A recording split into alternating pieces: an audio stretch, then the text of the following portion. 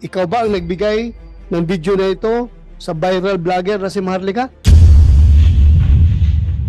That I most probably leaked a video to a certain vlogger, Maharlika. Napakabobo po nung lawyer na nagbibigay sa kanya. But then, sir, kung titingnan mo, sinabi niya in one of his vlogs na si Atty. Delgado ang nagpo-provide. I think you can review it. Sabi ni Maharlika, in one of her vlogs, it's Atty. Vince ang nagpo-provide sa kanya nitong mga ito. I think I was just reviewing this last night.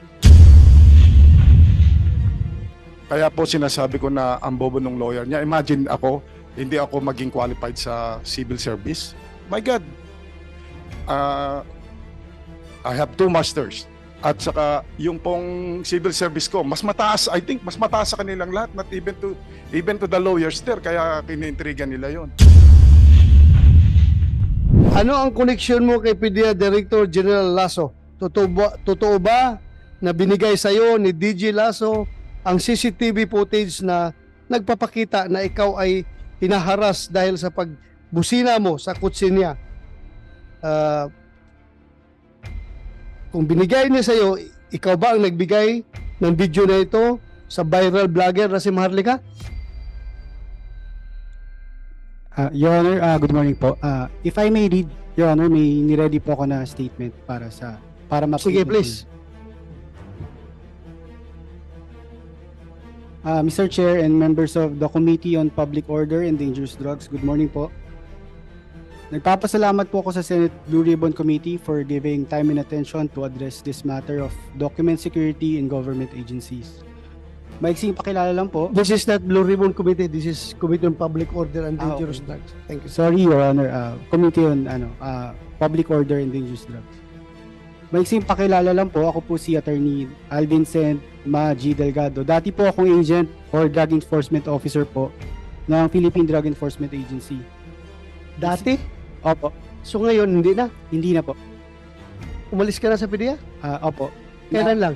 Nung nag-resign po ako ng December and naging effective po yung resignation ko nitong January 6 po, 2024. Kailan ba nangyari yung video na yun?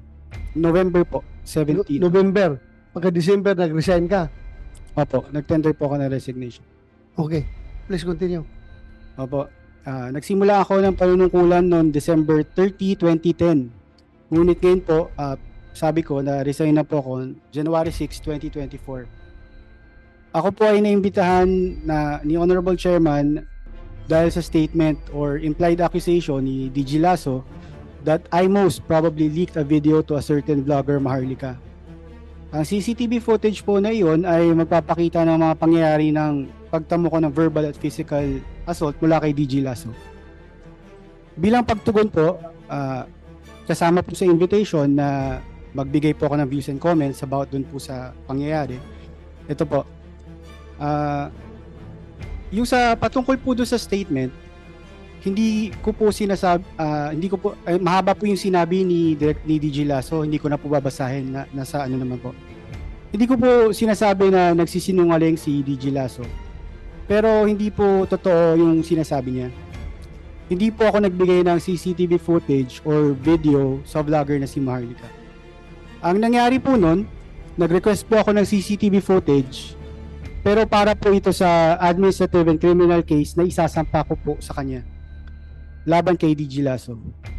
Ang ginawa, Which was granted by DJ Lasso. Opo. Binigay sa'yo. Binigay niya po. Thank you. Opo. Ang ginawa ko po sa video ay sinabit ko po to bilang parte ng proof ko or evidence sa ombudsman po.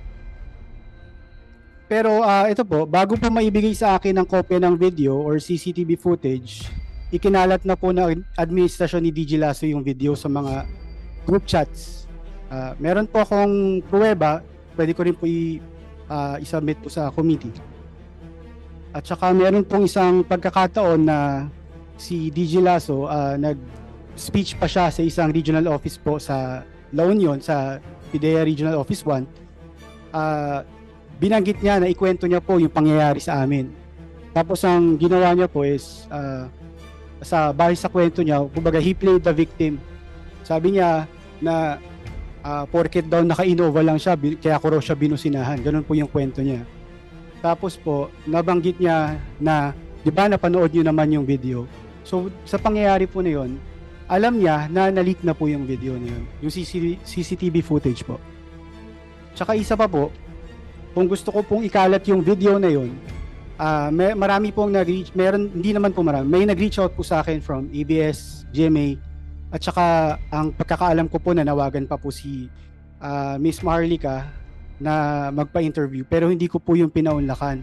Ang ginawa ko lang po is, nag-file lang po ako sa proper venue ng kaso laban sa kanya. Kasi po, bilang... Paano ka na-reach out ni Marlica? Sa ano po, yung mga videos po na pinapost niya, nakita ko po na sinasabi niya, Attorney Delgado, ganyan, gusto niya po akong interviewin, pero hindi ko po na paunlakan. Hindi naman po dahil against po ako sa kanya, pero dahil lang yung mas tamang venue po is i-file ko yung kaso na yun sa tamang opisina po, tamang ahensya ng gobyerno po. Yun. Correct. Abogado ka, di ba? Opo, Yun yun nga what po. to do. Continue. Tapos po, singit ko na lang po, medyo hindi na relevant. Yung gawain po, yung pagkakalat po kasi ng video na yun, sa kanila po yun ang galing. Yun po yung sa administrasyon ni DG Lasso po. When you say kanila, Sa administrasyon po ni DG Lasso. Bali po, meron po akong pruweba, katulad ng sabi ko kanina, isasubmit ko po sa committee, na yung gawain nila, mahilig po kasi sila magkalat sa groups para character assassination, ganyan. Meron pa nga po akong natanggap na paninira sa akin, propaganda po nila. Hindi ko na po babasahin kasi medyo mahaba, tsaka may mga mali-maling spell, pero malinaw po na galing po yun sa kanila, sa director po. Yun po. thank you. So, malinaw na hindi ikaw ang nagkalat ng video. Hindi po. Hindi ikaw ang nagbigay kay Marlica. Hindi po, sir. Most likely, nakuha ni Marlica yon from the internet. Kasi nagkalat naman kaya yan. Opo. Ako hindi ko pa nakita yung video niyan pero nagkalat na. Opo. Okay. Sir, you want to say something? General Lasso. Yes, Your Honor. May I ask our Director for Intelligence Service, who has control and custody of these CCTV tapes, on how we control providing copies of these CCTV footages, sir? Director Bitong, sir. Yes, go ahead, Director Bitong. Ang actual po na nangyari ay Friday 5:47 dumating yung request ni Attorney Delgado, or should I say Vince Delgado, 5:47 after office hours. Pagka Monday po, dumating yung second letter niya complaining na bakit daw hindi inaaksyonan. Dumating yung letter niya at the time, I think it's 3:23. 17 minutes later, I was informed na nagpadala na siya ng letter sa ombudsman. So, Friday, 5:47, lampas na ng office hours, wala nang tao. Pagka Monday, it's 3:23. If I'm not, I think, just 17 minutes later, nandun na sa ombudsman yung letter niya. So, the process po ng pag-release nito is, unang-una sir, bago po yung aming CCTV system, at meron po kaming policy on how we can extract and how we release this. So, nag-request nga po siya. Eventually, sir, binigay namin sa kanya yung original na copy. After deliberating over this, ibinigay namin sa kanya. As far as I'm concerned, wala po kaming ibang pinagbigyan except siya lang. So, siya lang ang may extracted copy nung binigay namin sa kanya. So, not even us. Hindi po kami nag-release sa kahit sinong tao. So, just to answer your question, sir, yun po yung proseso na yan. So, meaning to say, you are debunking his claim that prior to your turning over of said footages to him, nagkalat na daw sa social media yung video na yan. That is not true, sir. Wala pa pong lumalabas nung Can you elucidate? hindi pa po yan lumalabas. Yes, Mr. Chair. Mr. Chair, ito po yung screenshots ng group chats po nila na kinalat po nila yung video even before ma-receive ko po yung request ko po from director. Wait, kasi group chat of Hindi ko, medyo ano po ang nakalagay po dito is IIS-IOD yung name ng group chat. Tapos meron din pong isang group chat, nakalagay po IS. Tapos dito po, may kita po na may mga video sila ni Finorward. So sino nag-post ng video? Pakita mo yan kung group Ito chat. po, user lang po nakalagay, Matamorosa. Ha? Matamorosa po. Pero yung username po na nakalagay. Yung nag-post, siya nag-post. Opo. As far as you're concerned, sino yung Matamorusa? Agent po siya sa IS, pero sir, may I know the exact date nung paano po niya pinalabas? Exact date yan. Sir, wala pong date dito sa screenshot. Pero nakalagay po dito, sharing you the copy of CCTV footage, ma'am sir, as instructed by DIS, Director IS po yun. Good evening po. Bali sir, kung sa akin lang po binigay yung video, bakit po nasa group chat po nila kinalat yung video? Sir, Your Honor, may I explain? After a while po, sir, ako ang feeling ko, at that time, sir, simula na nangyari yung incident, si DJ kasi, he did not make any statement. Wala, sir, as if nothing happened. Pero ito, sir, si Vince, kung nung pinagsasabi, sir, ang dami, kung saan-saan siya nagpupunta, ang dami-dami tumatawag sa amin. Nung ma-release na po sa kanya the original video, I explained to the personnel of IS, all of these are authorized to have access to secret. So I provided them the video so that they will understand. Kasi what was happening then is, isa lang ang pinanggagalingan ng news si Vince lang. Feeling ko it's so unfair. So pinakita ko po dun sa conference room ng IS with my personnel there. Pinakita ko po yung the original video. At nakita nila doon na nagsisinungaling si Vince. Kasi it's very clear from the video. There was no mauling, there was no physical, wala pong sound, but there was no physical, no touching, sir. I hope, siguro, some other time you will see that the most that the DJ did, ginanyan lang po siya when he was going up dun sa kotse. Ginanyan lang siya, sir. So, I showed it because it was very unfair that it's already being circulated all over that he was mauled. He wasn't mauled based from the 3 CCTVs that we provided, and all those people who were able to watch this should be able to that I am telling the truth. Thank you. Ang problema lang yung date. Yung date, kung kailan yan pinost. Anyway, inamin naman ninyo, yung Matamorusa, tao mo, siya nag-post doon sa inyong website, pero ang tanong na lang dyan ngayon is, sabi mo, that was after na ibigay ninyo sa kanya. So, posible ba na yung pinost ni Matamorusa doon sa website ninyo, yan yung nakakarating kay Maharlika? Yan yung nakarating kay Maharlika? No, sir, because ako po wala po akong access, sir. Ako mismo. Alam ko, pag group chat natin, tayo-tayo lang, mga operative nag-group chat. Kung may mag-leak dyan, isa sa inyo nag-leak. Sir, if I have watched also Maharlika, I think ang nakakawa siya because he is being provided with wrong information. I think napakabobo po nung lawyer na nagbibigay sa kanya. But then, sir, kung titingnan mo, sinabi niya in one of his vlogs na si Atty. Delgado ang nagpo-provide. I think you can review it.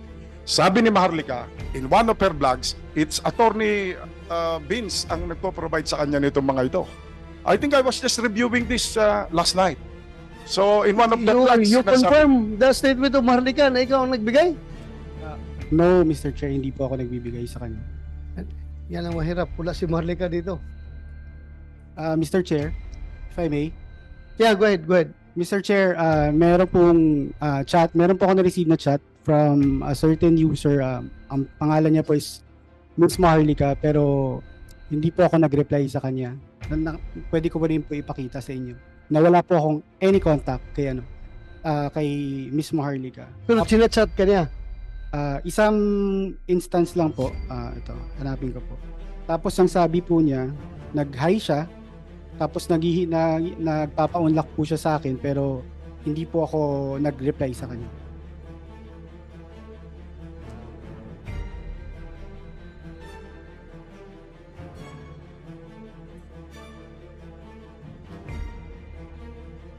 Anyway,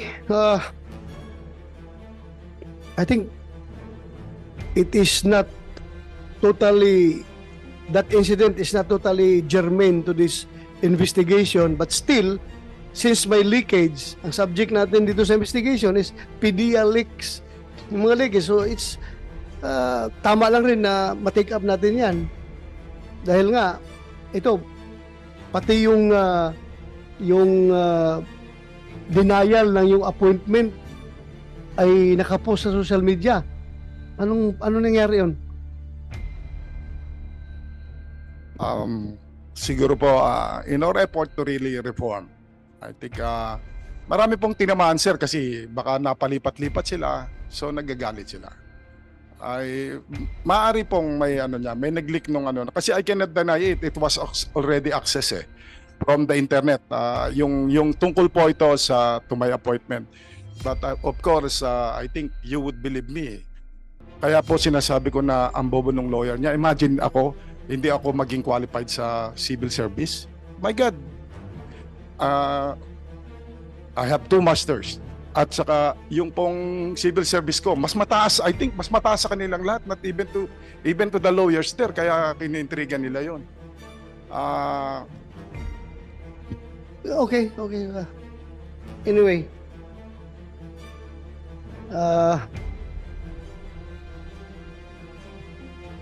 abat, ikaw ang chief ng intelligence dyan.